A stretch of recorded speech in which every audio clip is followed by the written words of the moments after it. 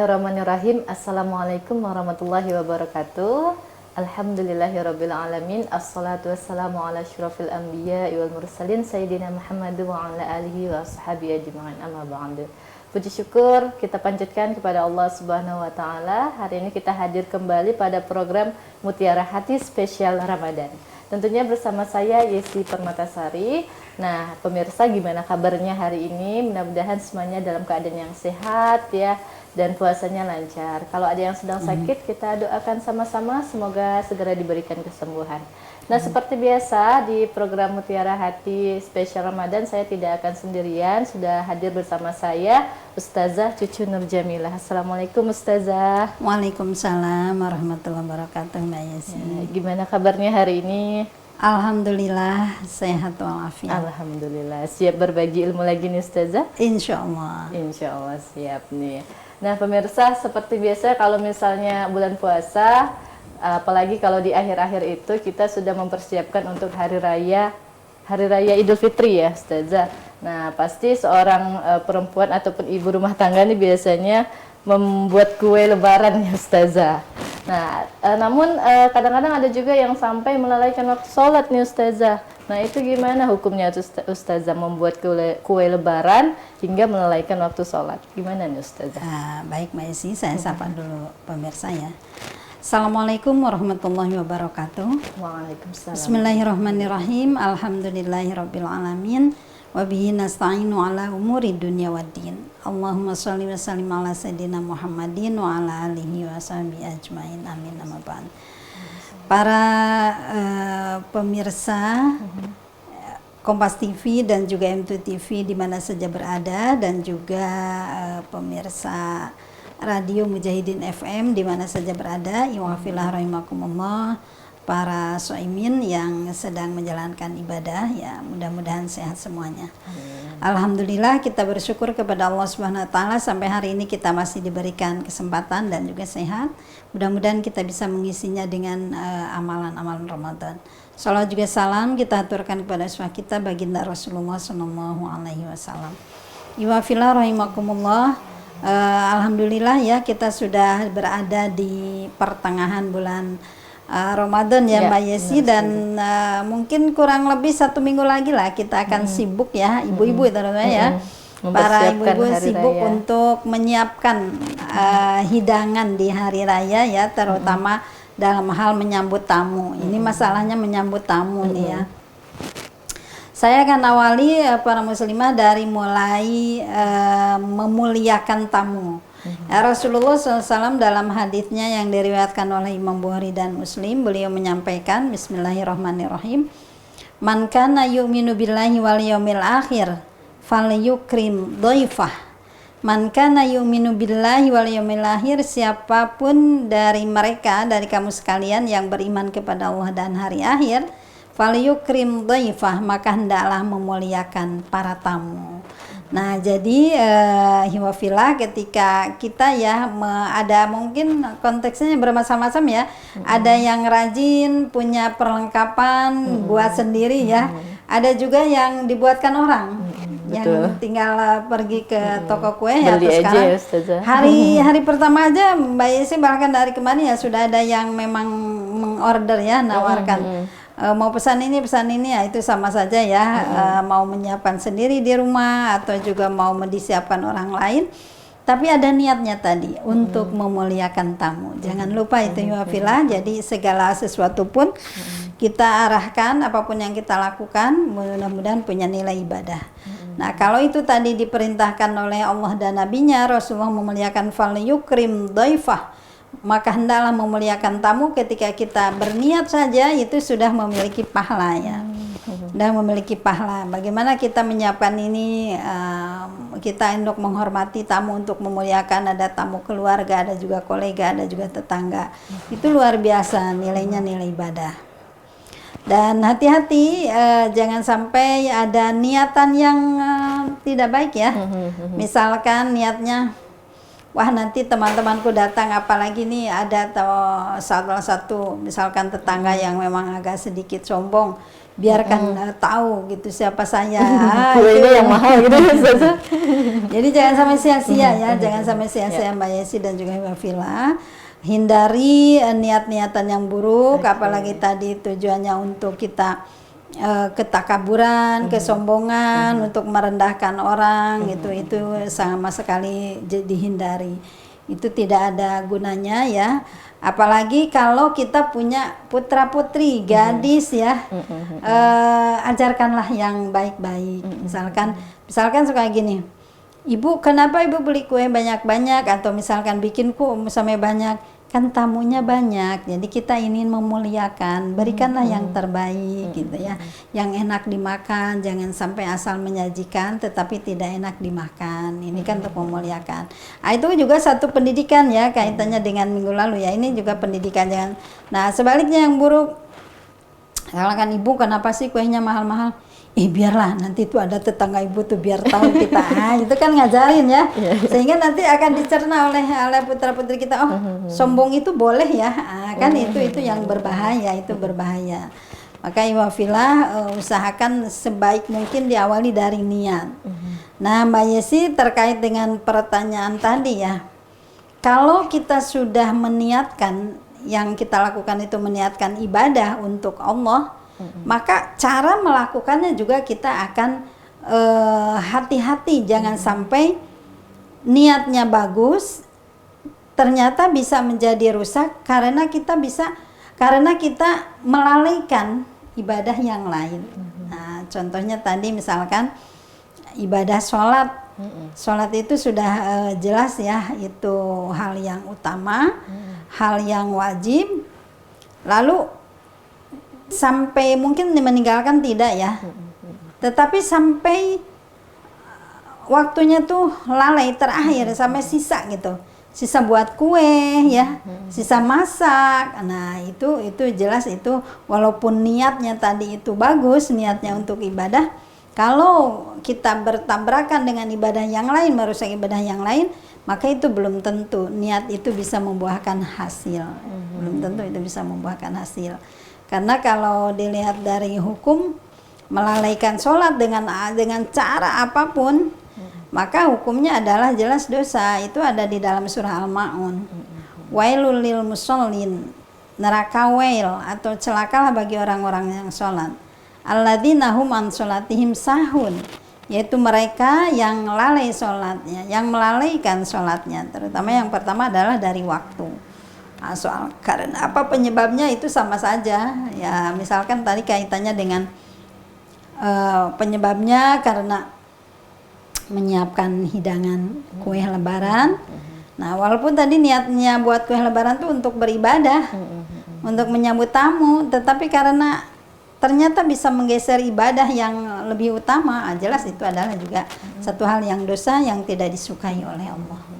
Itu udah jelas ya Ustazah, meninggalkan sholat memang sudah dilarang gitu ya, dan itu adalah dosa gitu ya. Nah tadi menarik sih tadi bahwa niat kita untuk buat kue lebarannya itu apa, itu harus kita perbaiki memang ya Ustazah, jangan sampai niatnya pamer gitu kan. Nah niatkan karena Allah, insya Allah pahala ya Ustazah. Nanti akan kita sambung lagi ya Ustazah setelah ini, dan pemirsa tetaplah bersama kami di program Mutiara Hati Spesial Ramadan.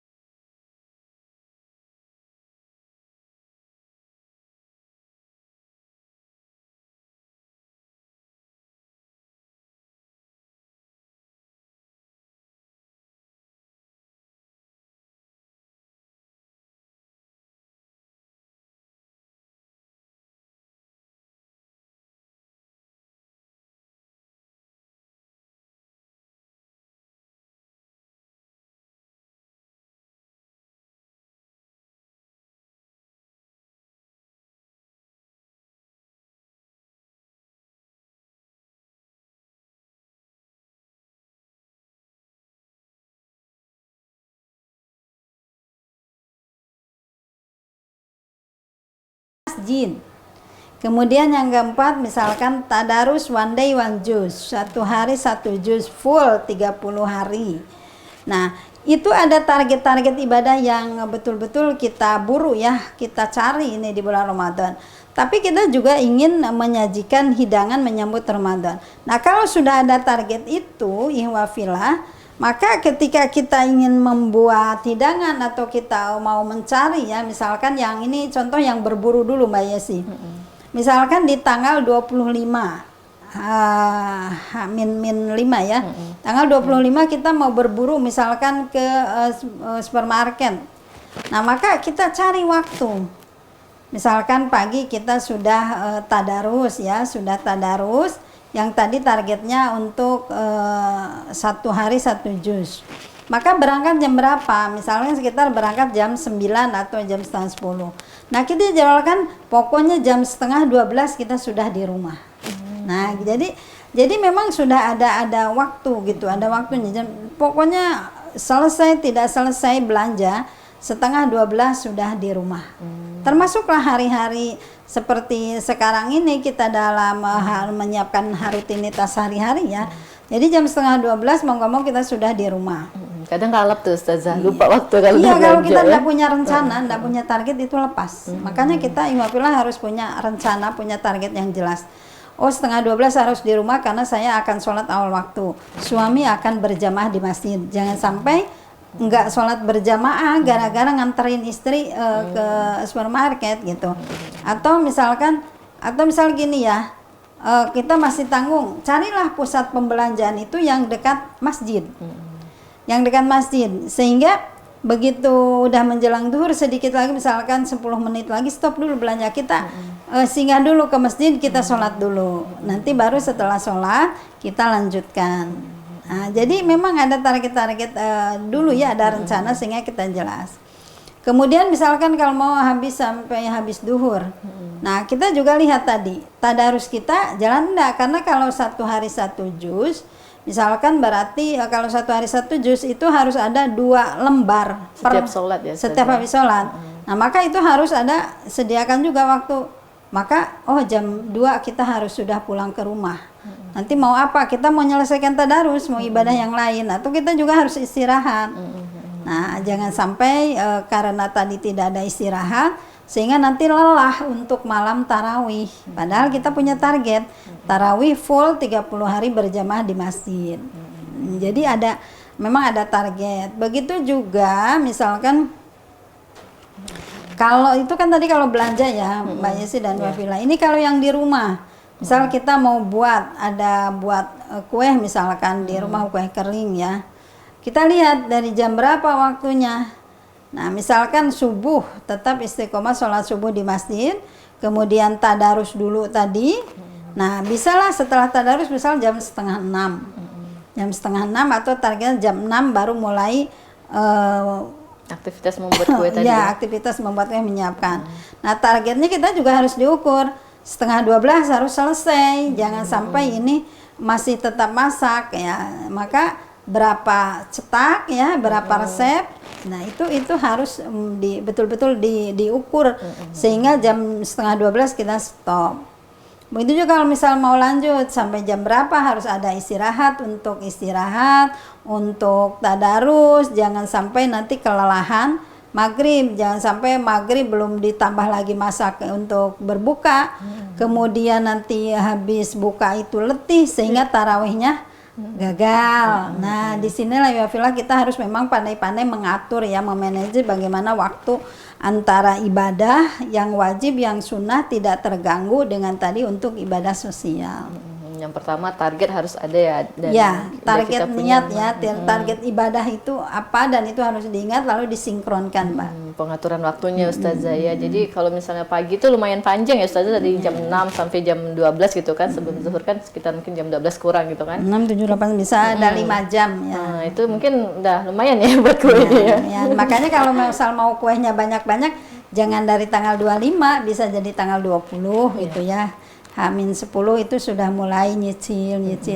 Nah, karena memang menyambut tamu juga di situ ada kebaikan, ibadah sunnah juga kan. Jadi dua-duanya itu betul-betul seimbang, betul-betul dijaga. Jangan sampai kebablasan lah. Bahkan ada yang bisa sampai batal. Saya dengar ada misalkan karena keletihan mengaduk dodol ya, yang buat dodol nih misalkan kan kalau dodol katanya itu membutuhkan tenaga. Mengaduk dodol sehingga capek, haus, kan? Akhirnya batal puasanya. Naudzubillah min dzalik ini kalau sampai begini ya. Ibadah yang wajib lepas, yang tadi yang mau menyambut tamu juga belum tentu karena bisa mengalahkan ibadah tadi yang wajib. Nah, ini pemirsa kita harus memang betul-betul punya pengelolaan yang baik. Tadi diawali dari target ibadah apa di bulan suci Ramadan sudah direncanakan, lalu kita betul-betul menjaga, mensinkronkan dengan kita upaya tadi menyiapkan hidangan tadi. Baik Ustazah, menarik sekali nih ya tadi tentang target, pengaturan waktu. Nanti kita akan sambung lagi ya Ustazah ya terkait dengan mempersiapkan tentunya diri dan juga persiapan keluarga untuk menyambut tamu gitu ya Ustazah ya. Nanti kita sambung lagi. Oke pemirsa, tetap bersama kami di program Mutiara Hati Spesial Ramadan.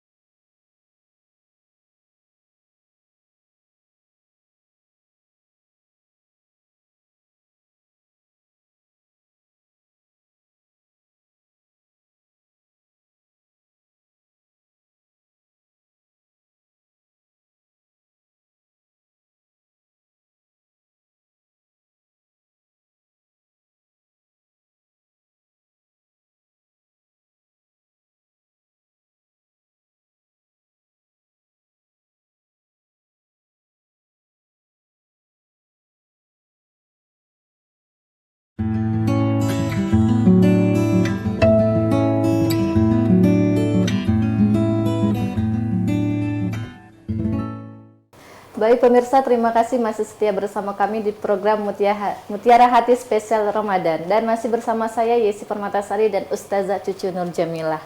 Nah, masih tentang bahasan kita ya, persiapan mengenai Hari Raya Ramadan, membuat kue tadi Ustazah.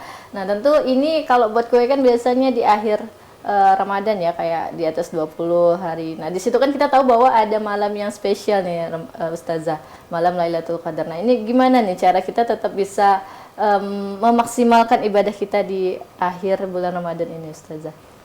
Baik Mbak Yesi dan juga Ihwafilah,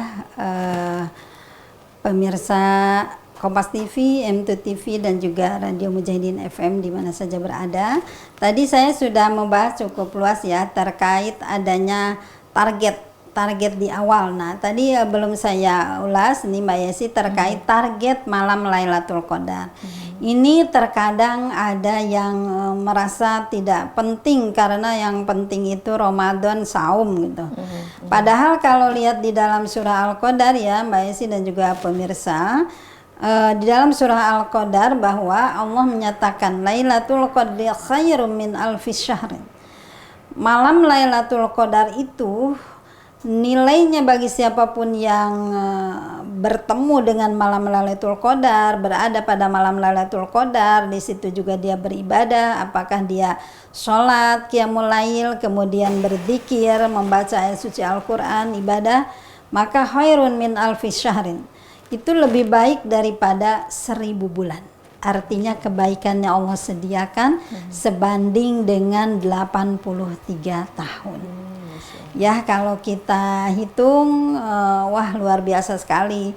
Usia kita saja Mbak Yesi belum tentu bisa nyampe ke usia 83 ya. Ini Allah sediakan setara dengan itu, pahala yang Allah sediakan ketika seseorang bisa mengisi berada bersama para malaikat di bulan Ramadan. tanazzalu alaihimul malaikah, maka pada malam itu turun beribu-ribu malaikat dan menyampaikan salam ya kepada siapapun yang sedang menanti untuk beribadah di malam suci, malam Lailatul Qadar. Nah, para iwafila, terkait dengan bahasan kita ini khusus kepada ibu-ibu yang memang biasa kalau sibuknya untuk menghadapi hari raya kemenangan itu emang di 10 terakhir. Sementara kalau dikabarkan oleh Rasulullah, malam Lailatul Qadar juga itu adanya di 10 terakhir. Nah, ini pada kesempatan ini saya mengajak kepada diri saya dan juga kepada iwafila, kita wanti-wanti ya, jangan sampai karena kesibukan kita menyiapkan hari kemenangan lalu kita kita lepas, tidak bisa menyambut malam Lailatul Qadar. Nah, karena apa? Bisa saja keletihan, karena siangnya sibuk menyiapkan hidangan ya, menyiapkan kue-kue, kecapean sehingga tidurnya kebablasan sampai baru ketemu itu sahur. Ini kan sangat-sangat disayangkan ya Mbak Yesi dan juga Hiwafila. Maka itu tadi saya sudah menyampaikan bagaimana kita ingat, tetap kita kontrol dengan target. Target salah satunya itu yang paling utama di 10 terakhir. Bahkan ya iwafila, 10 hari terakhir itu Rasulullah SAW dengan para sahabat itu malah ada yang namanya i'tikaf. Nah, i'tikaf diam di masjid dari mulai malam ya, bahkan Rasulullah menganjurkan untuk mengencangkan ikat pinggang, artinya mengurangi tidur, memang agak dijauhi dari pasangan suami istri gitu ya, sehingga fokus di 10 terakhir itu difokuskannya untuk beribadah. Nah, ini Rasulullah juga sudah mewanti-wanti. Kenapa Rasulullah sampai mewanti-wanti? Karena itu tadi keberkahannya itu, pahalanya. Dan ada yang mufasir yang menjelaskan salam dari malaikat itu bukan hanya sampai terbit fajar pada malam Lailatul Qadar itu, tetapi sampai akhir hayat ya kita akan dibimbing oleh para malaikat, karena di dalam diri kita itu kan ada 2 yang sangat berpotensi ya. Satu adalah bisikan syaitan, yang kedua adalah bimbingan malaikat. Sehingga hari-harinya ada mengajak kepada kebaikan, dan keburukan itu selalu saling mendominasi ya. Nah, kita tentu ingin yang di dalam pikiran kita, di dalam perasaan kita yang mendominasi itu adalah bimbingan dari Allah melalui malaikatnya. Nah, ini salah satunya itu adalah dengan cara kita dikunjungi, bisa disambangi, bisa ditemui dengan malaikat pada malam Lailatul Qadar. Mudah-mudahan ya iwafillah kita diberikan kesempatan oleh Allah di Ramadan ini kita bisa berada di malam Lailatul Qadar, bisa ditemui oleh malaikat yang menyampaikan salam kesejahteraan, keberkahan, rahmat pada kita semua. Maka sekali lagi boleh dan itu baik sebenarnya kita untuk menyambut tamu tadi, itu juga ibadah sosial, tetapi jangan sampai mengalahkan target kita. Target yang sudah dipasang jauh-jauh hari, kita ingin bersama malam-malam Lailatul Qadar, lalu kita tidak sempat karena tadi memang karena kesibukan ya. Apalagi kalau sudah di penghujung nih, Mbak Yesi, kalau Lailaturnya di malam 27 atau 29 ya. Biasa kan bukan hanya kue, kalau kue mungkin udah selesai ya. Kue udah selesai, apalagi beres rumah. Nah itu ada yang ya ganti gorden lah, ganti ini, wah macam-macam. Itu sih ya, itu boleh-boleh saja sebenarnya, tidak dilarang dalam agama kita untuk berhias, untuk menyambut tamu, apalagi niatnya itu sudah biasa ya, dan itu tidak dilarang. Cuma tadi kita harus ingat target kita dalam bulan suci Ramadan ini apa, terutama kita ingin menyambut malam Lailatul Qadar. Memang kalau udah di akhir Ramadan biasanya saf-saf tarawih itu udah mulai berkurang nih Ustazah. Ya, itu ya. Jadi masjid itu menjadi longgar. Kalau hari pertama, apalagi ya hari pertama, kedua sampai 10 itu sampai padat ya. Nah, hari-hari terakhir itulah ya sebenarnya yang paling bagus itu yang berhasil sampai tuntas. Nah itu tadi kuncinya saya ulangi lagi Wafila, bagaimana kita menjaga target. Menjaga target rencana ibadah kita ya, dan itu peran kita muslimah, seorang ibu lah sebenarnya yang memotivasinya. Misalkan ada yang sedikit menurun semangatnya, ayo ya, ini sudah tanggal 20 nih. Kita sudah berjuang nih, kita tinggal turun, sebentar lagi turun ya. Kalau perjalanan itu mendaki itu kalau 20 itu kita sudah mulai turun. Nah, ini semakin turun, tujuan kita udah dekat, ayo kita kuatkan. Begitu juga terutama ke putra putri, ayo kita memang sudah letih, tetapi tujuan kita sudah di depan mata, jangan sampai kita lalai sehingga tujuan kita tidak tercapai. Itu emang peran ibu yang harus terus menjaga, mengingatkan keistiqomahan dalam beribadah sampai tuntas, sampai hari raya. Jadi peran ibu tuh besar sekali, bukan hanya untuk diri sendiri, bukan. tapi juga untuk keluarga ya. Keluarga terutama, karena kita ingin mendapatkan kebahagiaan, ingin menjadi penghuni surga. Itu kan alangkah bahagianya kalau misalkan kita punya kebahagiaan bersama-sama. Bayangkanlah misalkan kalau kita bahagia sendiri, tetapi orang-orang yang disayangi nggak ada dekat kita, bahkan kita melihat, menyaksikan mereka sedang dalam penderitaan. Tentu itu sangat-sangat menyakitkan ya, sangat menyakitkan. Dan kita tidak bisa berbuat apa-apa ketika di akhirat. Itu pasti sangat menyakitkan. Maka disinilah saatnya di dunia ini kita berjuang, walaupun dikatakan mungkin ada yang ibu nih rewel, ibu nih bawel, nggak masalah, tetapi itu adalah untuk kebahagiaan bersama. Baik, terima kasih banyak Ustazah untuk sharing ilmunya hari ini. Alhamdulillah ya, pemirsa, walaupun kita mempersiapkan untuk menjamu tamu kita di hari raya, tapi jangan lupa sampai ibadah wajib kita ya Ustazah ya. Nah, apalagi itu kan sudah wajib. Nah, alangkah lebih baik kita tadi seperti yang Ustazah bilang, bahwa kita membuat target dan pengaturan waktu. Seperti itu ya Ustazah ya. Ya, terima kasih banyak Ustazah untuk ilmunya hari ini. Semoga dapat kita terapkan ikhwafillah, pemirsa M2 TV, Kompas TV dan juga Radio Mujahidin. Terima kasih banyak atas perhatiannya, dan saya Yesi Permatasari beserta Ustazah Cucu Nur Jamila pamit undur diri. Assalamualaikum warahmatullahi wabarakatuh. Waalaikumsalam warahmatullahi wabarakatuh. Kompas TV, independen, terpercaya.